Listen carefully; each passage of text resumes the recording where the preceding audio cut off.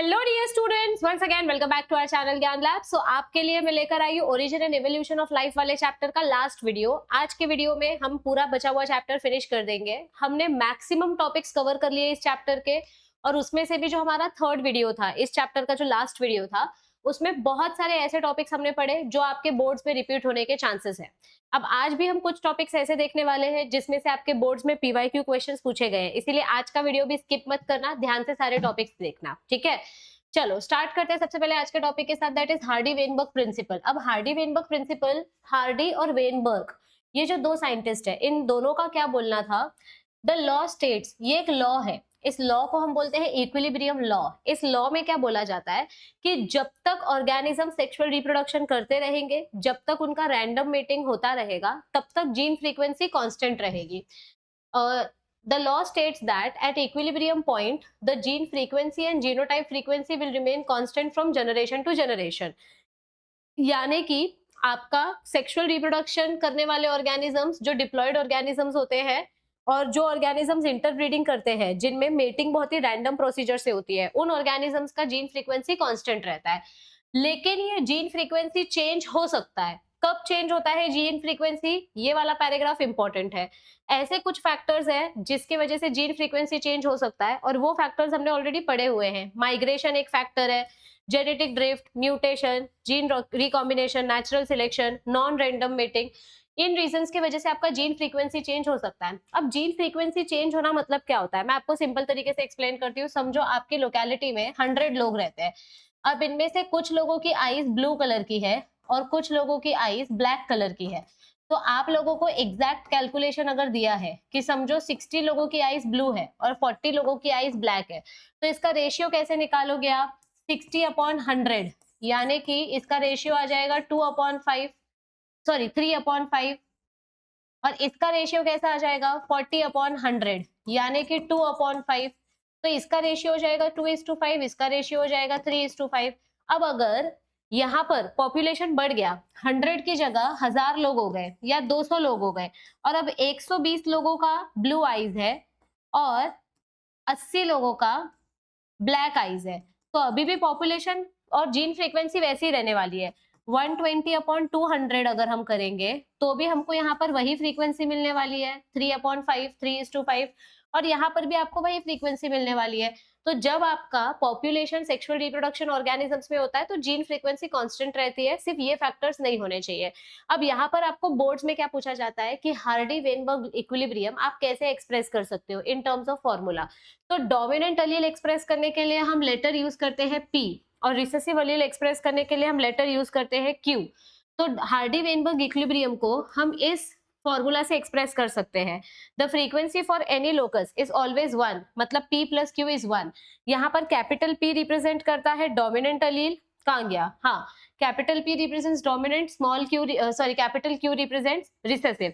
आप इसको इस फॉर्मूला के पॉइंट ऑफ व्यू से भी एक्सप्रेस कर सकते हो, P + Q the whole square equals to 1, यानी A + B the whole square वाला फॉर्मूला।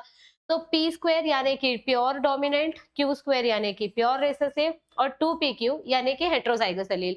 अब इसके बेसिस पे न्यूमेरिकल क्वेश्चंस आपको सीईटी में पूछे जाते हैं, बोर्ड्स में नहीं पूछे जाते। तो बोर्ड्स के पॉइंट ऑफ व्यू से आपको सिर्फ इसका लॉ पता होना चाहिए, दैट्स इट। और कौन से फैक्टर्स के वजह से हार्डी वेनबर्ग इक्विलिब्रियम चेंज हो सकता है वो आपको पता होना चाहिए, ठीक है। यहाँ पर और एक चीज बोली है कि अगर ये फैक्टर्स नहीं हुए तो आपका जो पॉपुलेशन है वो जेनेटिकली स्टेबल होगा और आपको इवोल्यूशन देखने को नहीं मिलेगा, there will be no evolution. अब अडेप्टिव रेडिएशन में क्या होता है? ये एक टाइप का इवोल्यूशन है। अगर हम एग्जांपल देखें तो डार्विन सर ने जो हमको फिंचेस बर्ड के बारे में बताया था ना, गैलापागोस आइलैंड बर्ड के बारे में, तो उस बर्ड का एग्जांपल यहाँ पर आएगा अडेप्टिव रेडिएशन में। बेसिकली अडेप्टिव रेडिएशन में क्या एक्सप्लेन किया गया है, डार्विन सर जब ट्रैवल कर रहे थे तो उन्होंने क्या देखा, साउथ अमेरिका के पास एक छोटा सा आइलैंड है, गैलापागोस आइलैंड। कुछ बर्ड्स मेन लैंड में देखे गए थे और उसी बर्ड की कुछ स्पीशीज इस आइलैंड में देखी गई थी। अब डार्विन सर ने ऑब्जर्व क्या किया कि ये जो बर्ड्स है, जो बर्ड्स मेन लैंड पे रहते हैं, उनके पास बहुत सारा खाना अवेलेबल है, तो उनका जो बीक का स्ट्रक्चर है वो बीक का स्ट्रक्चर अलग था। लेकिन जब ये बर्ड आइलैंड में शिफ्ट हो गए तो इनका रिसोर्सेज काफी ज्यादा लिमिटेड हो गया, तो इन्होंने अपना बीक का स्ट्रक्चर चेंज कर लिया, मॉडिफाई कर लिया, अडेप्ट कर लिया। इसको ही बोला है अडेप्टिव रेडिएशन। सो अडेप्टिव रेडिएशन मतलब क्या होता है, जब आप अडेप्टेशन दिखाते हो अपने एनवायरनमेंट के हिसाब से, जब आप खुद को अडेप्ट कर लेते हो। तो एक एग्जांपल आएगा डार्विन फिंचेस अडेप्टिव रेडिएशन का, दूसरा एग्जांपल आएगा ऑस्ट्रेलियन मार्सुपियल्स। मार्सुपियल मतलब ऐसे एनिमल्स जो अपने बच्चों को अपने पाउच में रखते हैं, जैसे कि kangaroo, marsupial, rat and other animals. ठीक है, अब नेक्स्ट आता है एविडेंसेस ऑफ ऑर्गेनिक एवोल्यूशन। इसमें से आपको एक क्वेश्चन पूछा जाता है, स्पेशली कनेक्टिंग लिंक वाला जो टॉपिक है ना, वहां पर बेसिकली इस टॉपिक में हम क्या पढ़ने वाले हैं कि हमें कैसे पता चलेगा कि कौन सा ऑर्गेनिज्म हमारा एंसेस्टर है और कौन सा ऑर्गेनिज्म हमारा एंसेस्टर नहीं है, क्या सबूत है हमारे पास। तो जो सबूत है वो हम पढ़ने वाले हैं। We are going to study about different evidences, जिससे हमको पता चलता है कि हम कौन से स्पीशीज से इवॉल्व हुए हैं। सबसे पहला सबूत पता करने का तरीका होता है पैलिएंटोलॉजी। क्या काटा मुझे इधर पे, हाँ, पैलिएंटोलॉजी में क्या आता है, स्टडी ऑफ फॉसिल फ्यूल्स। जब भी आप किसी भी ऑर्गेनिज्म के फॉसिल्स की स्टडी करते हो, चाहे वो प्लांट का सैंपल हो, लीफ का सैंपल हो, फॉसिल यानी कि बहुत पुराना सैंपल, मरा हुआ, गड़ा हुआ, जमीन से पाया हुआ किसी भी डेड पार्टिकल या डेड सैंपल की जब आप स्टडी करते हो, दैट इज फॉसिल सैंपल। तो फॉसिल सैंपल हमें अर्थ के अलग अलग लेयर्स में देखने को मिलते हैं। फॉसिल्स की मदद से हमको डायरेक्ट रिलेशन पता चलता है कि ये ऑर्गेनिज्म का स्केलेटन इससे मैच कर रहा है, तो ये इसका एंसेस्टर है। फॉसिल्स जो है ये हमको सेडिमेंटरी रॉक्स में भी मिल सकते हैं, लकड़ी के नीचे, कोयले के नीचे, जमीन के नीचे मिल सकते हैं।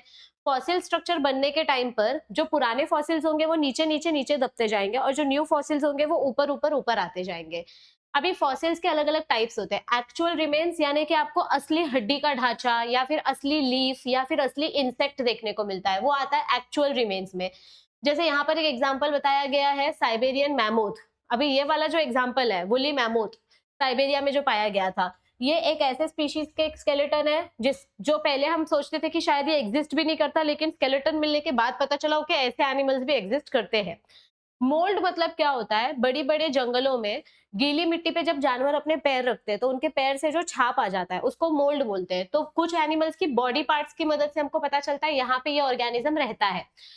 कास्ट एंड कंप्रेशन मतलब क्या होता है, जब कंटिन्यू किसी पर्टिकुलर मोल्ड में कोई मिनरल डिपॉजिट होता है तो वो मिनरल उसका ही शेप ले लेता है, उसको कास्ट बोलते हैं। ठीक है, जैसे मोदक के मोल्ड में अपन आटा भरेंगे तो आटा मोदक के शेप का हो जाता है, तो उस आटे को कास्ट बोलते हैं, और वो जो मोल्ड होता है साचा, उसको मोल्ड बोलते हैं। कंप्रेशन भी कुछ कुछ कास्ट जैसा ही होता है। ऑर्गेनिजम्स या फिर वेव्स के प्रेशर के वजह से आपके ऑर्गेनिजम्स का सिर्फ आउटर स्केलेटन का स्ट्रक्चर छप जाता है, दैट इज कंप्रेशन। तो ये अलग अलग टाइप के फॉसिल्स हैं। पैलिएंटोलॉजी स्टडी करने का हमको फायदा क्या होगा, यहाँ पर हमको अपने एंसेस्टर्स के बारे में पता चलेगा, अलग अलग ऑर्गेनिजम्स जो एक्सटिंक्ट हो गए उनके बारे में पता चलेगा, बीच में से जो कनेक्टिंग लिंक गायब हो गई, जो दो ग्रुप ऑफ ऑर्गेनिजम्स के बीच का लिंक बताती है, उसके बारे में पता चलता है, ऑर्गेनिजम्स के हैबिट के बारे में पता चलता है, कौन से ऑर्गेनिजम्स एक्सटिंक्ट हो गए और क्यों हो गए, और अलग अलग टाइप के एविडेंसेस पता चलते हैं। अभी अगर मैं कनेक्टिंग लिंक के बारे में पढ़ूं तो ये बहुत इंपॉर्टेंट टॉपिक है, ये आपको 2023 के क्वेश्चन पेपर में पूछा गया था। कनेक्टिंग लिंक एक ऐसा ऑर्गेनिज्म है जो दो अलग अलग ऑर्गेनिजम्स के बीच का कनेक्शन बताता है। फॉर एग्जांपल साइमोरिया, ये एम्फीबियन एनिमल्स और रेप्टाइल्स के बीच का कनेक्शन बताते हैं, तो ये बहुत इंपॉर्टेंट है, ये आपको ऑब्जेक्टिव में पूछा जाता है। और दूसरा एग्जांपल है आर्कियोप्टेरिक्स, ये आपको रेप्टाइल्स और बर्ड्स के बीच का कनेक्शन बताता है। मतलब ये एक ऐसा एनिमल है जिनमें कुछ कैरेक्टर्स बर्ड्स वाले हैं, कुछ कैरेक्टर्स एनिमल वाले हैं। तो इसका क्वेश्चन कैसा आया था पता है बोर्ड्स में, ये देखो, व्हाट इज कनेक्टिंग लिंक, आपको डेफिनेशन पूछा गया था, एंड कौन सा ऐसा फॉसिल है जो रेप्टाइल्स और बर्ड्स के बीच का कनेक्टिंग लिंक है, जो मैंने अभी नाम बताया आर्कियोप्टेरिक्स। अब उसके आपको एक एक कैरेक्टर बताने हैं, उसका बर्ड्स वाला एक कैरेक्टर बताना है और रेप्टाइल वाला एक कैरेक्टर बताना है, क्योंकि वो बर्ड और रेप्टाइल के बीच का कनेक्टिंग लिंक है। तो आपको ऐसे टेक्स्ट बुक के बीच में से क्वेश्चन पूछे जाते हैं। अब ये जो एनिमल है ये बर्ड जैसा भी दिखता है और रेप्टाइल जैसा भी दिखता है, इसका साइंटिफिक नेम है आर्कियोप्टेरिक्स लिथोग्राफिका। इसके पास कुछ, इसका जो सर का स्ट्रक्चर है वो क्रो के जैसा है, ये जुरासिक पार्क जर्मनी में मिला था, और इसको हम मिसिंग लिंक बोलते हैं बिटवीन रेप्टाइल्स एंड बर्ड्स, क्योंकि इसमें दोनों के कैरेक्टर्स देखने मिलते हैं। तो इस एनिमल में बर्ड्स वाले कौन से कैरेक्टर्स है वो आगे पढ़ेंगे, रेप्टाइल वाले कौन से कैरेक्टर्स है पहले वो देखो। इसके पास लंबी टेल है जो रेप्टाइल्स में प्रेजेंट होती है, इसके पास पंजे हैं, इसकी बॉडी में ऐसे स्केल प्रेजेंट है, ऐसे जैसे फिश में होते हैं। इसका सिंगल हेडेड रिब है, इसकी खोपड़ी से एक सिंगल रिब पास हो रही है। इनके पास एब्डोमिनल रिब्स प्रेजेंट है, छाती की हड्डी प्रेजेंट है, जो सिर्फ रेप्टाइल्स के पास प्रेजेंट होती है, जैसे कि क्रोकोडाइल। इनके पास प्रॉपर जबड़ा है, बर्ड्स के पास दांत नहीं होते बट इनके पास दांत है। इनके पास स्टर्नम विदाउट कील है, मतलब इनके पास आगे की स्टर्नम वाली बोन है पर इनके पास कील नहीं है, प्रोटेक्टिव लेयर नहीं है। इनकी जो बोन्स है वो हेवी है, बर्ड्स की बोन हल्की होती है क्योंकि बर्ड्स को उड़ना होता है, तो बर्ड्स की बोन हॉलो होती है बट इनकी बोन्स हेवी है। और इनके जो पैर है वो पैर में 4-4 फिंगर्स है, their hind limbs have 4 digits, जैसे कि रेप्टाइल्स में होते हैं।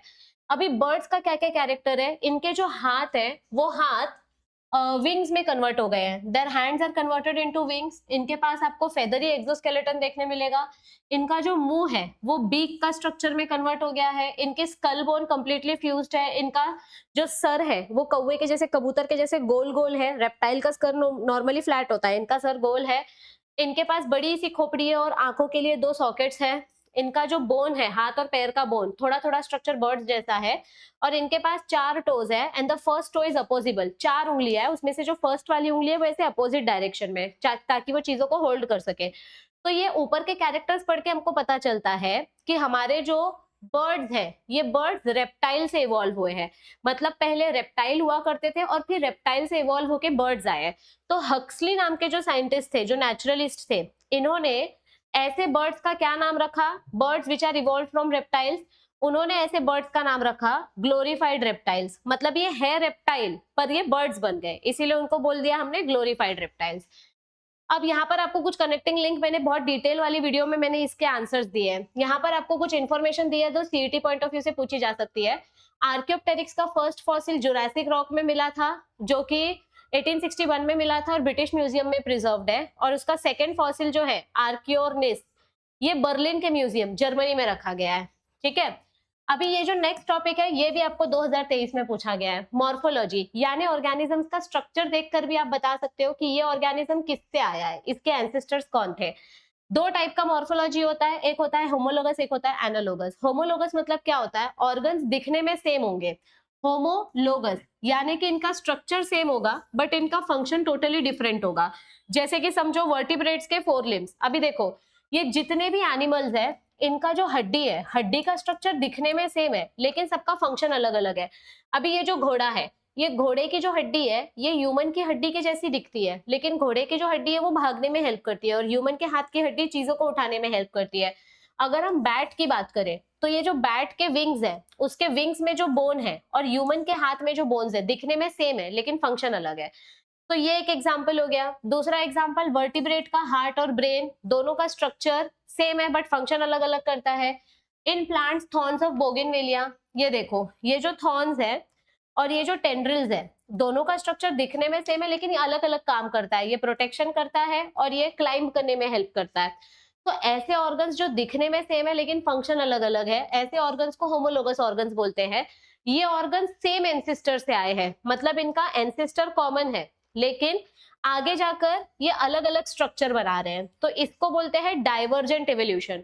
कॉमन एंसेस्टर से निकल के इन्होंने अपनी अलग अलग लाइफ बना ली, तो this type of evolution is known as divergent evolution. और इसको हम अडैप्टिव रेडिएशन भी बोल सकते हैं, यानी एनवायरमेंट के हिसाब से इन्होंने खुद को अडेप्ट कर लिया। एनालोगस ऑर्गन्स में क्या होते हैं, ऐसे ऑर्गन्स जो दिखने में सेम नहीं है बट सेम फंक्शन करते हैं। These are structurally dissimilar but they function similarly. तो ऐसे ऑर्गन्स जो अलग अलग दिखते हैं बट सेम फंक्शन करते हैं। फॉर एग्जाम्पल बटरफ्लाई के विंग्स और बर्ड्स के विंग्स। अभी बटरफ्लाई के पंख और बर्ड्स के पंख, साइज का बहुत ज्यादा डिफरेंस है बट दोनों का काम तो सेम है ना। दूसरा एग्जाम्पल दिया है यहाँ पर, आई ऑफ द ऑक्टोपस। ये अपने ऑक्टोपस का आई है और ये ह्यूमन का आई है। यहाँ पर रेटिना का पोजीशन अलग अलग है, structure is different but function is same. Octopus का रेटिना नीचे की तरफ होता है, ह्यूमन का रेटिना ऊपर की तरफ होता है, बट काम तो सेम है, देखने में हेल्प करता है। The flippers of the penguins and bird dolphin. अगर आप पेंगुइन का ये हाथ देखो और डॉल्फिन का हाथ देखो, दोनों का इंटरनल स्ट्रक्चर अलग है बट काम तो सेम है ना, दोनों को स्विम करने में ये हेल्प करेगा। स्वीट पोटैटो रूट से बनता है और अपना नॉर्मल पोटैटो स्टेम से बनता है, बट दोनों का काम है स्टोरेज ऑफ स्टार्च। तो यहाँ पर क्या बोला गया है, ऐसे ऑर्गन्स जो दिखने में सेम नहीं है बट सेम काम करते हैं, उसको बोलते हैं होमोलोगस ऑर्गन। और इसका मतलब ये कि इनका कोई कॉमन एंसेस्टर नहीं है, they do not have any common ancestor. ये अलग है, ये अलग है, लेकिन इनके फंक्शन सेम है। तो ये अलग अलग होकर भी सेम है, तो इसको बोलते हैं कन्वर्जेंट इवोल्यूशन। इसको हम क्या बोलते हैं? कन्वर्जेंट इवोल्यूशन, यानी अलग अलग होकर भी एक जैसे दिखना। ये नाम बहुत इंपॉर्टेंट है, डाइवर्जेंट एंड कन्वर्जेंट, इसके ऊपर क्वेश्चन पूछा जाता है। वेस्टिजियल ऑर्गन्स, आपको ये क्वेश्चन 2025 में भी पूछा गया था, 2024 में भी पूछा गया था। What are vestigial organs? ऐसे ऑर्गन्स जो हमारे लिए फंक्शनल नहीं है, लेकिन कुछ एनिमल्स में वो अभी भी फंक्शनल है। हमारे बॉडी में जो ऑर्गन्स फंक्शनल नहीं होते हैं, उन ऑर्गन्स को हम वेस्टिजियल बोल देते हैं। जैसे कि आंखों के पास जो एक्स्ट्रा मेम्ब्रेन होती थी पहले, वो अब हमारे आंखों में नहीं है। हमारा जो अक्कल दाढ़ होती है, विजडम टूथ, अब हम नॉनवेज नहीं खाते, या फिर अब हम ज्यादा समय तक अपने खाने को चबाते नहीं है, इसीलिए अब हमको विजडम टूथ की जरूरत नहीं पड़ती। लेकिन एनिमल्स अभी भी अपना खाना चबा चबा के खाते हैं, तो उनको विजडम टूथ की जरूरत पड़ती है। तो हमारे लिए ये विजडम टूथ वेस्टिजियल हो गया है। हमारी जो टेल बोन है, अब हमारे पास टेल तो है नहीं, तो हमारे लिए तो ये वेस्टिजियल हो गया। वर्मीफॉर्म अपेंडिक्स, ह्यूमंस के लिए अपेंडिक्स का कोई काम नहीं है, लेकिन कुछ एनिमल्स ऐसे जो अभी भी कच्चा चारा वगैरह खाते, गेहूं वगैरह खाते, उनके लिए तो अपेंडिक्स बहुत ज्यादा यूजफुल है, तो उनके लिए ये अपेंडिक्स अभी भी यूजफुल है, बट हमारे लिए ये वेस्टिजियल हो चुका है। तो वेस्टिजियल ऑर्गन्स आपका ये प्रूव करते हैं कि पहले ये ऑर्गन्स थे, अब ये ऑर्गन्स नहीं है, यानी अब इसका फंक्शन कुछ नहीं है आपकी बॉडी में, ठीक है। मॉलिक्यूलर एविडेंसेस, यानी जब आप सेल का पूरा जेनेटिक स्टडी करते हो, पूरा डीएनए वगैरह स्टडी करते हो, तो उससे आपको पता चलता है कि ऑर्गेनिजम्स कितने ज्यादा कनेक्टेड है एक दूसरे से। जब हम जेनेटिक एनालिसिस करते हैं, क्रोमोसोम्स पेयर मैच करते हैं, जीन्स मैच करते हैं, so that is your molecular evidence. ये स्पीसिएशन वाला टॉपिक हमने लास्ट टाइम देख लिया था। जियोलॉजिकल टाइम स्केल, अब इस पूरे पैराग्राफ में आपको क्या बताया है, मैं इस फ्लो चार्ट की मदद से बताती हूँ। सबसे पहली लाइफ, फर्स्ट लिविंग सेल, हमको 2 बिलियन ईयर्स अगो देखने मिला, जिसको हमने प्रोटेनॉइड्स नाम रखा। ये फर्स्ट लिविंग सेल सी वाटर में बना था। धीरे धीरे करके फर्स्ट लिविंग सेल से फाइटोप्लैंक्टन्स बने, फिर फाइटोप्लैंक्टन्स ने धीरे धीरे करके टेरेस्ट्रियल लाइफ अडेप्ट करना चालू की। और कुछ फाइटोप्लैंक्टन्स फिशेस में इवॉल्व हो गए, ठीक है। अब कुछ फिशेस जो थी, उनकी नाक, उनका मुंह का स्ट्रक्चर बनना स्टार्ट हुआ, उनके फिन्स बनना स्टार्ट हुए। अब ये एक ऐसी फिश है जिसको मान लिया गया था कि ये फिश एक्सटिंक्ट हो गई है, लेकिन बहुत साल बाद इसका हमको एक लिविंग फिश का ये मिला, फॉसिल मिला। तो इसको हम, मतलब ये कील कैंथ करके जो फिश है, हमने जिसको एक्सटिंक्ट समझ लिया था, वो एक्चुअली में थी, वो जिंदा थी। ओके, तो इसको हमने बोल दिया लिविंग फॉसिल। 1938 में मिली थी हमको साउथ अफ्रीका में। अब कुछ फिशेस ऐसे थे जो इवॉल्व होकर रेप्टाइल्स बन गए, और रेप्टाइल्स किससे इवॉल्व हुए हैं? एम्फीबियंस से। फिर यही रेप्टाइल्स फर्स्ट लैंड वर्टिब्रेट्स मिले। कुछ 200 साल पहले कुछ रेप्टाइल्स जो लैंड पे नहीं एडजस्ट कर पाए, मतलब पहले तो ये पानी से जमीन पर आए रहने, लेकिन इनको जमीन पे रहना इतना पसंद नहीं आया, तो ये फिर से पानी में चले गए, ये फिर से अपने एक्वेटिक मोड पे चले गए। फॉर एग्जाम्पल इच्थियोसॉरस, ये एनिमल्स पहले लैंड पे रहने आए, लेकिन इनको लैंड पे रह के इतना मजा नहीं आया, तो ये फिर से पानी में रहने के लिए चले गए। फिर 65 मिलियन ईयर्स अगो डायनासोर्स अचानक से एक्सटिंक्ट हो गए। आज तक हमको ये रीजन नहीं पता चला डायनासोर्स कैसे एक्सटिंक्ट हुए। कुछ बोलते हैं मीटियोरॉइड्स की वजह से हुए, कुछ बोलते हैं कुछ और रीजन से हुए होंगे। और उसी टाइम पे जो इतने बड़े बड़े झाड़ होते थे, इनको फर्न्स बोलते हैं, दीज आर मोनोकॉट फर्न्स। ये फर्न्स भी एक्सटिंक्ट हो गए, उसका भी रीजन हमको नहीं पता चला। और फिर उसी टाइम पे धीरे धीरे करके विविपैरस एनिमल्स जो है वो डेवलप हुए। विविपैरस एनिमल्स मतलब क्या होते हैं? जो डायरेक्ट अपने जैसे एनिमल्स को बर्थ देते हैं, अंडा नहीं देते हैं। फॉर एग्जाम्पल श्रू लाइक एनिमल्स, छोटे छोटे मंकीज। फिर धीरे धीरे इनका भी डाइवर्सिफिकेशन हुआ, अलग अलग स्पीशीज डेवलप हुए, और अलग अलग हमको इवोल्यूशन देखने मिला। कुछ एक्वेटिक स्पीशीज जैसे whales, dolphin, sea and sea cow, तो ये सारे डाइवर्सिफाई होके हमको देखने मिले। वेल और डॉल्फिन में क्या फर्क होता है पता है? दोनों मैमल्स है। ये थोड़ी ज्यादा सोशल फ्रेंडली होती है, ये थोड़ा आइसोलेट रहना पसंद करती है। This is introvert, this is extrovert. Okay, this is our seal and this is our cow fish. तो इनमें से कुछ एनिमल्स इवॉल्व होके लैंड के एनिमल्स बन गए, और कुछ पानी में ही रह गए, ठीक है। और क्या बताया है? फ्लाइंग मैमल्स, कुछ मैमल्स फ्लाई करने लायक बन गए, जैसे कि बैट फ्लाई करने लगे। फॉसोरियल एनिमल्स जैसे कंगारू जो जंप करते हैं। आर्बोरियल एनिमल्स जो झाड़ पे रहते हैं, जैसे कि लंगूर एंड लेम्यूर्स। तो इस तरीके से हमारे अर्थ पे लिविंग ऑर्गेनिजम्स का इवोल्यूशन हुआ है। इस टॉपिक में से आज तक तो क्वेश्चन नहीं आया है। आपको ये जियोलॉजिकल टाइम स्केल में से क्वेश्चन पूछ सकते हैं, लेकिन आज तक बोर्ड्स में इस टॉपिक में से क्वेश्चन नहीं आया है, इस टेबल में से क्वेश्चन नहीं आया है। तो मैं आपको सीधा सीधा बोलूंगी कि आप ये टेबल स्किप कर दो। सीईटी वाले बच्चे सीईटी के लिए टेबल पढ़ सकते हैं, बट बोर्ड्स के लिए टेबल पढ़ने की जरूरत नहीं है। बोर्ड्स के लिए आपको ये वाला टॉपिक आ सकता है, ह्यूमन इवोल्यूशन। ह्यूमन इवोल्यूशन कैसे हुआ? झाड़ पे लटकने वाले बंदर जब जमीन पे रहने लगे पैलियोसेन इपोक में, जैसे जैसे फॉरेस्ट का डिफॉरेस्टेशन होने लगा तो झाड़ पे लटकने वाले बंदर जमीन पे रहने लगे, लैंड पे चलने लगे, और धीरे धीरे करके उनका पैरों का स्ट्रक्चर सीधा हो गया, उनके हाथ जो है वो छोटे हो गए, उनका जो स्पाइनल कॉर्ड है वो स्ट्रेट हो गया, उनका जो सर का कैपेसिटी है वो बढ़ गया, जॉ छोटा हो गया। तो धीरे धीरे करके ये सारे चेंजेस हमको एनिमल्स में देखने के लिए मिले। ठीक है, अब ये जो टेबल है इसमें से कभी कभी आपको सीईटी और बोर्ड्स में पूछा जाता है कि लेम्यूर कौन से सब ऑर्डर को बिलोंग करता है, टार्सियर किसको बिलोंग करता है, मार्सुपियल्स मतलब कौन से एनिमल्स होते हैं, ओल्ड वर्ल्ड मंकी और न्यू वर्ल्ड मंकी की क्या खासियत है। ओल्ड वर्ल्ड मंकी के पास शॉर्ट टेल होती है, न्यू वर्ल्ड मंकी के पास लॉन्ग टेल होती है, यहाँ स्पाइडर मंकी स्क्विरल मंकी आएंगे, यहाँ पर मकाऊ लंगूर बबून आएंगे, और चिंपैंजी गोरिल्ला कौन से कैटेगरी में आते हैं। तो ये कभी कभी आपको पूछा जाता है एग्जाम में। इवोल्यूशन क्या क्या हुआ है, हमारे ब्रेन का कॉम्प्लेक्सिटी बढ़ा है, हमारे ब्रेन का साइज बढ़ा है, हमारा थंब जो है अपोजिट डायरेक्शन में काम करना स्टार्ट हुआ, हमारा पोस्चर स्ट्रेट हुआ, हमारे हाथ छोटे होने लगे, हमारी चिन डेवलपमेंट हुई, हमारा पेल्विक गर्डल डेवलप हुआ, लंबार कर्वेचर हमारा जो पीठ का स्ट्रक्चर है ये स्ट्रेट हुआ, धीरे धीरे करके सोशल और कल्चरल डेवलपमेंट हुआ। इंटेलिजेंस बढ़ने के साथ साथ हमारी इफेक्टिविटी और ब्रेन की एक्टिविटी भी बढ़ गई, हम धीरे धीरे करके चीजें यूज करने लगे, समझने लगे, अपना सोशल सेंस बढ़ाने लगे, हम दो पैर पे चलना चालू हो गए, हम स्ट्रेट खड़े होना चालू हो गए, हमने अपने नेक का 270 डिग्रीज यूज करना स्टार्ट किया, स्टीरियोस्कोपिक विजन, ताकि हमको अपने आसपास के वातावरण से खतरा ना रहे। ठीक है, आज भी हमारा जो इवोल्यूशन का जर्नी है वो जारी है, लेकिन कुछ कुछ चीजें वेस्टिजियल होती जा रही है और कुछ कुछ चीजें इवॉल्व होती जा रही है। अब ये जो टेबल है ना, ये टेबल बहुत इंपॉर्टेंट है। अभी इसमें सबसे पहले तो आपको इनका सीक्वेंस पता होना चाहिए। सबसे पुराने जो मंकी जैसे स्ट्रक्चर्स है उनको बोलते हैं ड्रायोपिथेकस।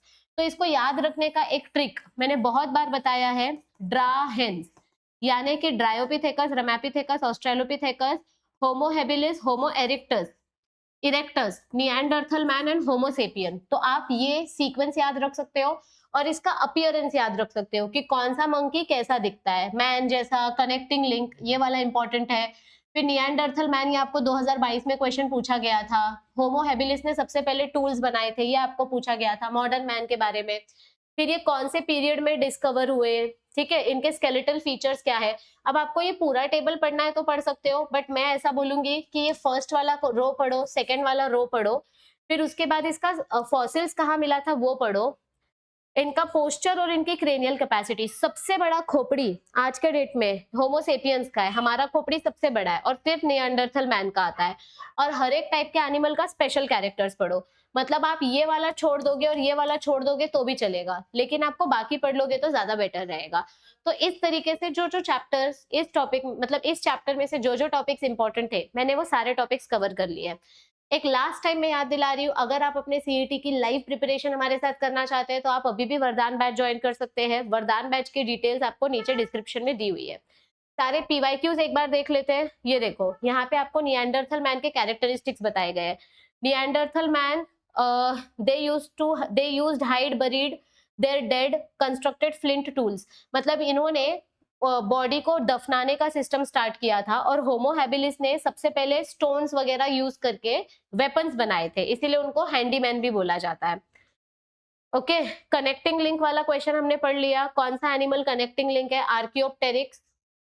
वेस्टिजियल ऑर्गन्स के बारे में हमने पढ़ लिया, ठीक है, vestigial organs and 2 examples of vestigial organs in human beings. तो हमारा मोलार टीथ, हमारा टेल बोन, ये वेस्टिजियल हो चुका है। ओके, अपेंडिक्स वेस्टिजियल हो चुका है। तो इस तरीके से अपना ये चैप्टर होता है खत्म। अब मैं नेक्स्ट चैप्टर स्टार्ट करूंगी, चैप्टर नंबर 6। चैप्टर नंबर 6 और chapter number 7 CET point of view and boards point of view से बहुत इंपॉर्टेंट है।